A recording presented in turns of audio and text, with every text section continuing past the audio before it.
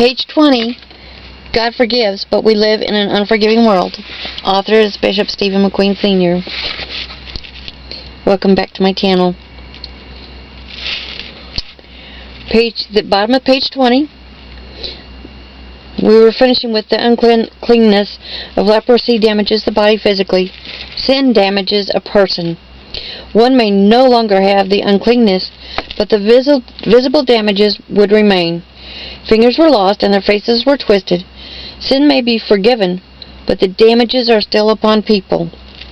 That is why the people had to go to the priest for proof to others that though they look diseased, they are not.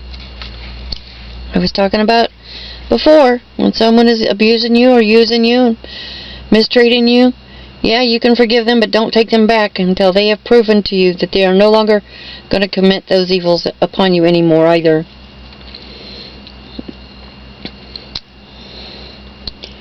People can still see that one has been damaged by sin. The damages are left after the sin is forgiven. So this is very similar to the command given at first concerning forgiveness. So while the lepers go, they are healed. Only after we obey Jesus will we be healed.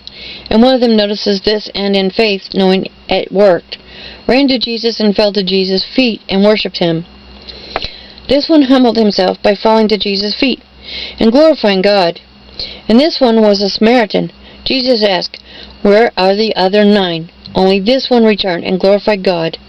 The fact that he glorified God is mentioned twice. Jesus said this one received a greater blessing because not only was the disease gone, but Jesus said, Luke 17:19, and he said unto him, "Rise, go thy way, thy faith hath made thee whole." He was made whole. The damages that were visible were gone. Before I go any further, Bishop Stephen here's talking, let me point out to you that this 1 out of 10 was a Samaritan. The Jews hated the Samaritans. The Jews were God's people.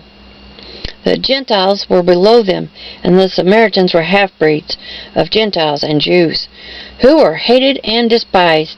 This Samaritan would not have been cleansed by the priest because only Jews were involved in the law. There's something wrong with this picture here, but we'll get to it. When he came to Jesus in thanks, glorifying God, he not only came to the one who cleansed him, but to the one who would accept him, as he was, instead of being like the Jews of Moses' law and not accepting him. Fighting with a page here. Should be page 22. Yep, page 22. Yeah, still dealing with no glasses yet. To pronounce someone clean after they come, being cleansed, is to forgive someone who comes after they repent.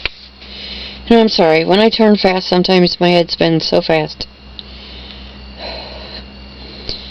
COPD is bad, but it's the spinning sometimes is even worse. But let's get back to reading.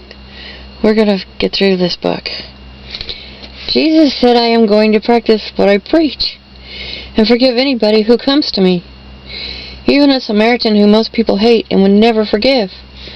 Now, many today walk about unforgiveness, refusing to forgive simply because they're not part of this or that church, this or that group.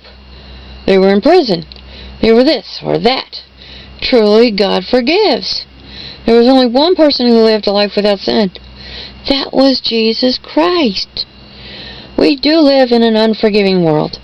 How dare we call something unclean that God has called clean? We need to stop turning our noses up and embrace one and all with love and shower them with forgiveness. If you honestly believe you are perfect and have no need to forgive, try walking on water. Not possible. Only Jesus Christ can do that. Jesus was a Jew. He was a Jew like the priests were. But this Samaritan knew that only God could cleanse his leprosy. But men had to accept him into society. And though God cleansed him, he knew the people would not accept him. He was a Samaritan. Have you ever been there? Have you been to jail? Prison? Have you been judged by somebody else because you're different than them? Time's up. I'll be back. God bless.